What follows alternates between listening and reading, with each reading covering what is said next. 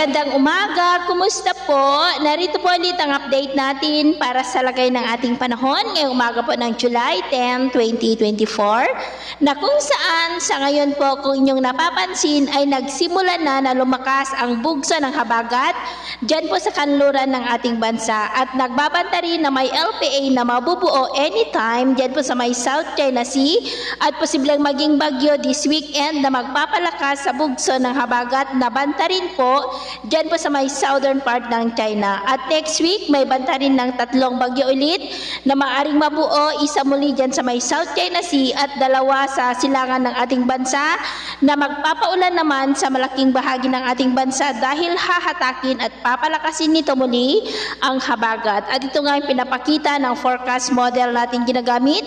May namamataan nga rito ng mga bagyo na mabubuo pero wala pa namang nakikita na bagyo na tatawid dito sa ating bansa. Ngunit atin lamang pong babantayan ang development ng mga yan dahil posible pa po na magbago. Samantala, easterlies pa rin ang hangin na patuloy naman na umiihip dyan po sa silangan ng Luzon at Visayas habang mayroon pa rin pong intertropical convergence zone na patuloy naman na nag-i-extend dyan po sa may Mindanao. At sa lagay ng ating panahon ngayong madaling araw ay may mga isolated rains sa ilang bahagi ng Quezon, Camarines Norte, ilang bahagi ng Mimaropa, Masbate, Aklan, Iloilo, Negros, Cebu, Bohol, ilang bahagi ng Leyte, Southern Samar, at may malalakas na ulan dyan po sa may Sulu Archipelago at Zamboanga Peninsula. Hingin po silang bahagi ng Lanao del Norte, Maguindanao, Sultan Kudarat, Sarangani at Tagum.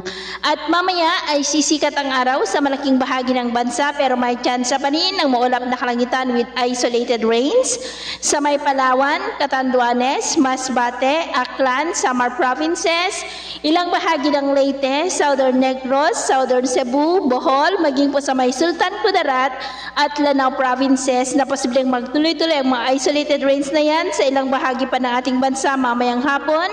Kaya mag-ingat po tayo sa posibleng banta pa rin ng mga pagbaha at pagguho ng lupa.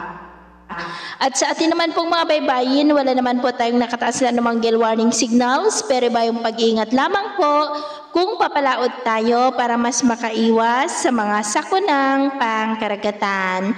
So yun po ng latest update natin sa araw na ito. At ako pamuli si James na nagsasabing sa kahit na pagsubok po na darating sa ating buhay, huwag na huwag po tayong mawawalan ng pag-asa. Thank you and God bless!